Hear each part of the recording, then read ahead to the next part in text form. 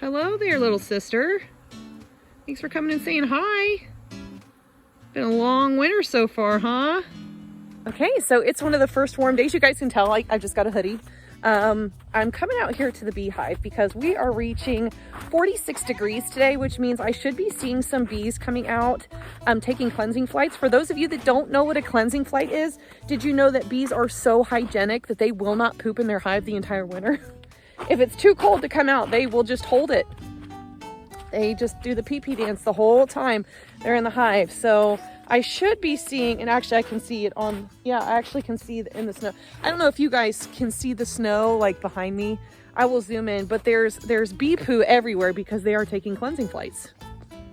You can see it a lot better from here with the sun coming in. You can see all the little droplets, and those little indents are all bee poo. It's potty time for the bees, which is a good sign. That's also why I'm coming down here. It's really warm, so I should be able to take kind of like a pulse on my hives to see who's doing well and who maybe died. And I do think I have a dead out already. I'm just looking over here, and it appears to be a dead out. It might not be, but for the most part, guys, we got some lively hives today. This hive's doing good. Another hive that's doing good. Very, very active, and they are landing on me. I'm not freaking out. That one looks like it does have a good portion of dead bees, but there are bees coming in and out, and today is the day that they will bring out their dead.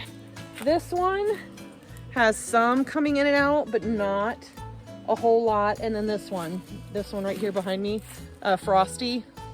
I don't think Frosty made it. See, there are a lot of dead bees. Now there are a couple bees coming in and out, but I'm going to guess that this is not enough to sustain the rest of the population. I 100% expected this.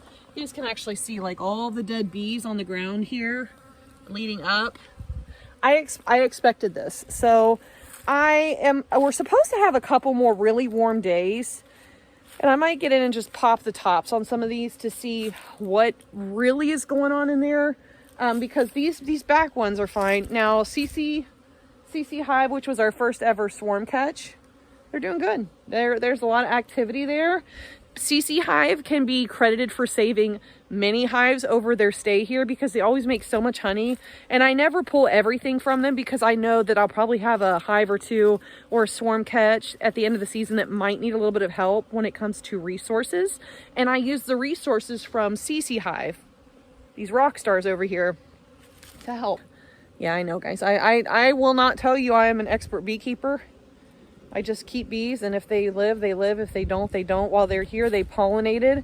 They did their job, and that's all I ever ask of them, is to be a good pollinator. And whether they live through a winter or not, whoever was in the hive did their job as a pollinator at one point in time.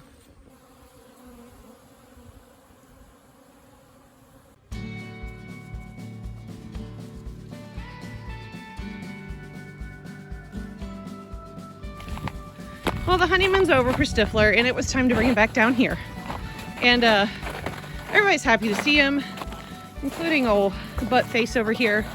So the Bucks and the Guardian are just welcoming him back. It's time for him to be back in here with the boys. It will be a lot of fun, and hopefully they'll calm down once I give them food here in a second. It doesn't help, he probably reeks of does. And these guys haven't seen a doe in months. So I'm sure there's a little bit of jealousy that's playing out there. Still got a little bit of jostling going on here, but it's going to continue almost all day until either he goes and finds a good spot to sit, or they're done establishing dominance. This is all necessary to establish and maintain a hierarchy within a herd system. So sometimes I feel bad for the buck or the doe I'm bringing in, because you can just tell, like, it can be really overwhelming, especially if there's large numbers. Barracuda went in today with the herd. She's gone past 4 weeks of being separated. Now, she did have a week of that was with the buck, but we've made sure that she was quarantined appropriately. So she's having the same endeavors as he is today, along with the other 3 does that were in with him to breed. Even though they could see each other through the fence, they could do all of the posturing and body language they want, it still comes down to physical blows sometimes, especially between members in a hierarchy that are pretty close to the same level, where they hold the same rung on the ladder, where they want to just, if they can push someone below them, then they will. I just have to really watch him, since I've just taken him off of his last mite treatment, and that the stress and the physical pounding that happens in hierarchy disputes doesn't take a toll on him and make him relapse and keep his mites. But I do think I'm going to go ahead and treat all of my bucks for mites, just because if he's got them, there's a good chance they all might have them. And all it takes is about a stress to really express some of those things that they're already dealing with. So they'll all get lice dipped. They'll get either Silines or ivermectin porn and ivermectin injections, and then the injections go on for like 3 weeks. So once a week for 3 weeks. So 3 injections within 21 days. Oh boy, it's feed day.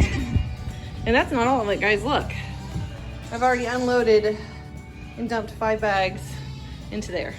We had to go restock, and it always hurts my pocketbook, guys. Always. But at this point in the year, like, I just have to like buckle up and get ready for it, because we have milking does. And in the past, I used to not grain like my does in the wintertime.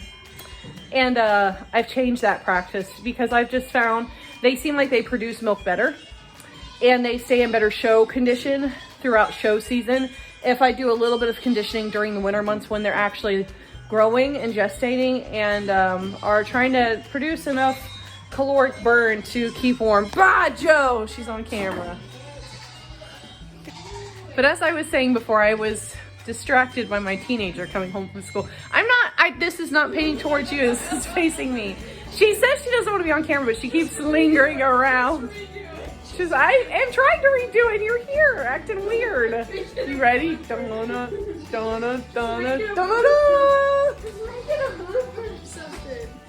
A book? A blooper! A blooper. Come on, we don't do bloopers on this. We show everybody everything. Blooper!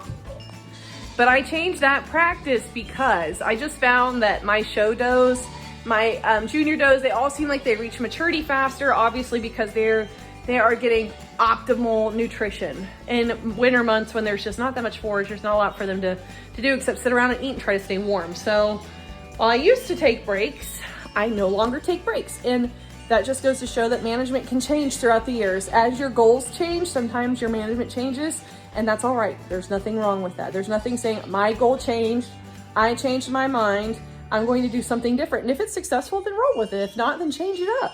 So I've got, this is the official hurt my wallet day for feed. I think we got 5 in here, and I don't know, we got a lot of feed today. For those of you that wonder what I feed, like I feed Kalmbach.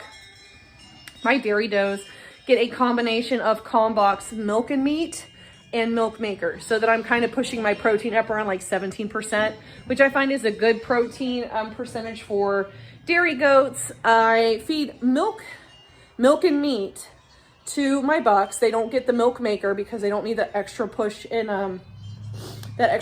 protein, and I think milk maker is a little bit more expensive, hence why I don't feed that to them. Then I bought 2 bags of alfalfa pellets, which do not go to my bucks, and sunflower seeds, which do not go to my bucks. They stay up here for my lactating does and my juniors. And I got some of Kalmbach's Formula of Champions turbo feed for my junior does. I'm still feeding out, and because I will eventually start feeding it to my weanling animals, because today was 8 weeks for Avi and Rapunzel's kids. So those 3 are right at 8 weeks. They got their last CDT booster today, and I have about 2 weeks left with Mr. Chill Pill before he goes off to his 4-H home. I really try to let them mature to about 10 weeks before I ban them, and then I ban them, and then I make sure for a couple of days that they seem okay with pain management and that they've gotten over the whole, like, I feel a little bit sore, like in the nether region. So Chill Pill will be leaving us soon, which is super sad, but we are enjoying a 50-degree day, which means no longer ice, but we have mud. So I'm unloading a crap ton of feed on this muddy day on the farm. Okay, y'all, we are in February, and that means that we are getting ready for February kids. Now, I did myself some justice. I only have 3 does due in January, and the first one is not in this pen right here. The first one is actually Rosie. Rosie is one of my favoriteest girls because she is super sweet. She is an amazing mother. She's so easy to milk, guys. She makes milk, she lets down, she's stand trained. She's part of my dream team here in the milking team. So Rosie is the next girl that is due. Where you at, Rosie? There's Rosie.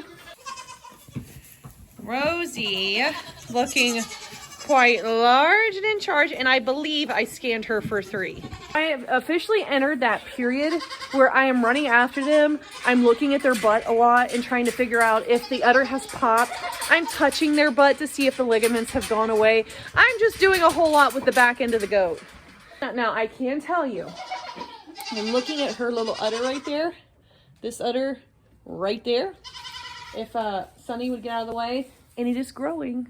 It's growing. Now, I did give her a sanitary clip last week, and I was like, well, Rosie, we're really not showing anything to be proud of here just yet, but goats tend to get their milk in anywhere from like, they start getting it maybe like a month before, where there are others are like, I'm not going to get it till after the kids are here, or I'm not going to get it till right before they hit the ground. Which for someone like me who is obsessed with looking at the udders and seeing if they deserve to stay in my breeding program, it is absolute torture to have to wait for that. But we are patiently waiting for Rosie to kid, and Sunny wants to beat the tar out of the hay feeder. And the reason that she wants to beat the tar out of the hay feeder is because it's empty. And they know we're getting pretty close to feeding time. I'm getting ready to separate kids for the night. Are you ready to get separated to go get some food? Honcho Pill? You big monster kid. He's almost as big as like this kid from May. He's insanely big.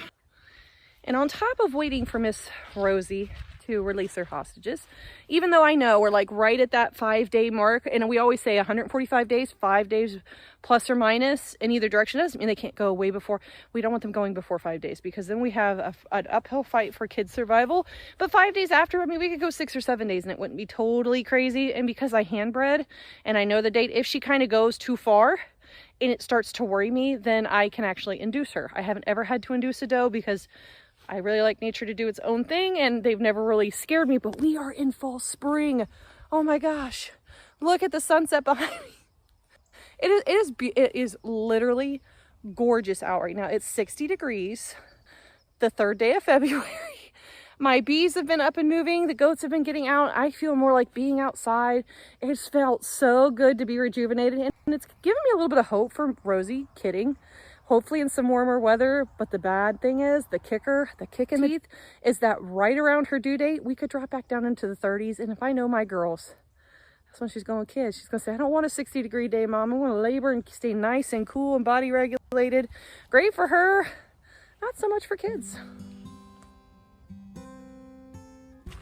And in true Indiana winter fashion, we have left the 60 degrees.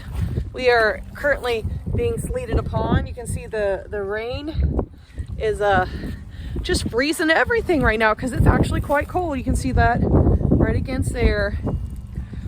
So it's not time to feed yet, but I want to put some eyes on Rosie.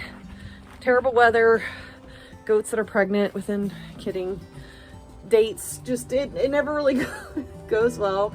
But I'm going to tell you what, when the weather does this, it depresses the crap out of me. I know what fall spring is, and it's a light at the end of the tunnel, but my gosh, I am so sick of this winter. Like, just sick of it. So I've got a couple things I need to do in here. I've got the drill, but I'm just going to put some eyes on Rosie first, just to make sure she's not doing anything crazy and unpredictable, which is totally predictable with goats that are about to have babies.